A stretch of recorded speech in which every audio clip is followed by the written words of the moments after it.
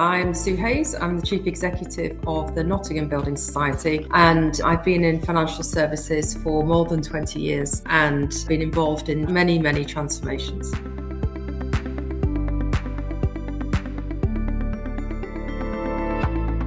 One of the things that we did was to make sure that we had a clear purpose and a strategy. And when we presented it to the organisation, people loved it. We had a 96% positive response. And at that point, I knew we had a problem, because that meant that people thought it was marvellous, but didn't realise that they were going to have to change. So that was one of the elements that I became aware of very early in the process. But one of the biggest issues is, as a result of that as well, the ways of working and the need to shift those ways of working are one of the most challenging things to do, because organisations grow cultures over time, particularly older organisations. And then as you recruit people, they have legacy as well. And so one of the biggest things that we have been trying to move on is both culture and ways of working. And moving in some of the technology types of changes, like the traditional waterfall to agile, and then getting people to be able to traverse in between. The theory of it was great, but the practicality of it was really tough. And then finally, I'd just say one of the things, again, that I've come across time after time is that people have an interpretation of the requirements of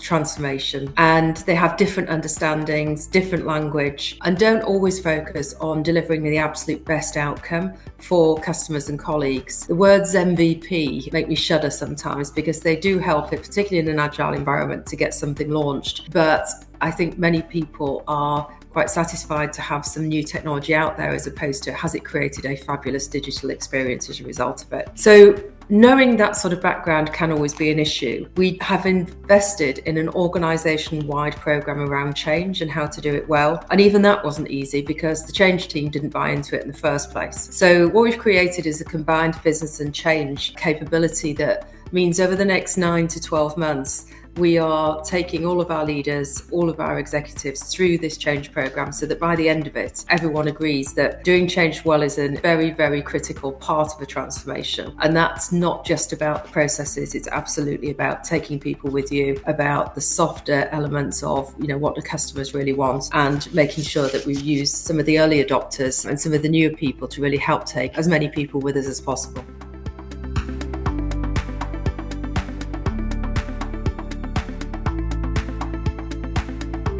Well, that is the $60 million question. The title of my talk that I'm doing at the conference is "They Are Going to Hate You." And as part of our strategy, we knew we needed to work with partners in different ways so that we could get innovation and capability into the organisation, which wouldn't normally be attracted to a building society. And it is one of our strategic drivers of our purpose, which is having 10x allies. So again, in principle, people loved it. They wanted to buy into this. They loved the idea of working with some of the more innovative organisations as well, and some of the people that come with those innovative organisations. But what we found is that they still wanted to act like bankers and building society employees. And so we are naturally quite risk averse, whereas the new tech providers are full of ideas, very happy to take risks. If not, they wouldn't be an entrepreneur.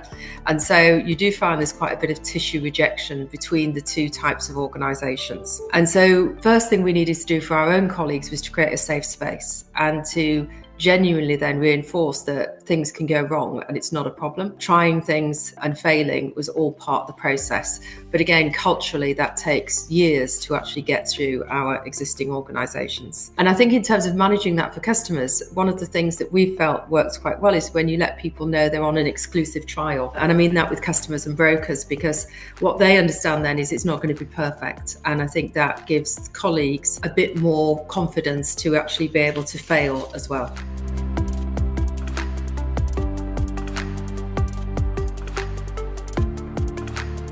The culture that you need from both organisations is one of acceptance that both organisations will bring good and bad things with them, and that it's the onus on both organisations to try to find the good things and really amplify those. Some fintechs who we've worked with, they know that they need some of the expertise, particularly in a regulatory environment, of more mature organisations. However, the counter to that is they find us slow, annoying, pedantic, and a nightmare to deal with in terms of thwarting their innovation. And so as part of that, the banks and building societies love what entrepreneurs bring, but they also fear that people aren't working through some of the risks and they're going to help to manage that. So there are a lot of root causes to these issues, and a lot of them are really around the personality types that are attracted to the different types of organisations. Therefore, contracting up front, accepting that those things are going to be jarring elements, and then trying to work out ways of working and open communication paths are absolutely critical. And we feel that if you set up that partnership correctly in the first place, you can overcome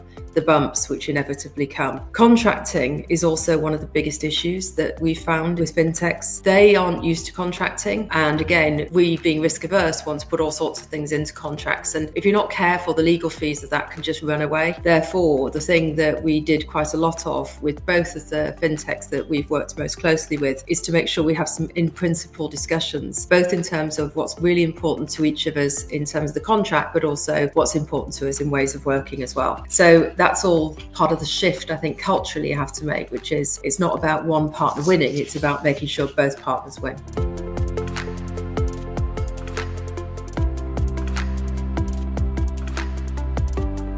I think there's been a few, but I think the very first one is that when you join an organisation, even an organisation that says we want to take a different look at our strategy, you have to try and create a reason and a need for change, and for that to be fully understood and communicated so that when you're trying to move people in a significantly different direction, they have really bought into the fact there's a problem in the first place. So what we did up front was we gathered a lot of objective data and research in terms of how we were as an organisation in the marketplace, and who are the winners and who are the losers, and where we fit within those categories, both in terms of customer experience, in terms of colleagues, financials, technology, etc. And what we then did was we took everybody in the organisation through that journey so that people could see that and buy into that need for change. Then we showed that we considered a wide range of options. Rather than just saying, well, this is the strategy, we said, look, these are all the things we could do, and these are the pros and cons of those things, so this is where we're settling. And again, we took everyone in the organisation from board all the way through to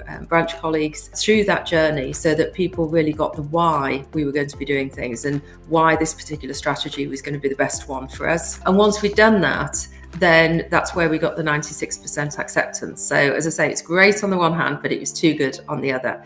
And so what we've then had to do is say, what is the operating model, what's the skills and capabilities that we need, and how can we use some of those really strong internal influences to help to bring as many people on the journey as possible. And finally, a real pivotal point is, so what's the plan, what's the priorities? And so the simpler the plan and the recognition that this is not going to be smooth, it's going to be hard work and it's going to be bumpy, and there'll be things that work and things that don't, feel like those have all been turning points that people sometimes expect everything and CEOs to say that everything's going to be smooth.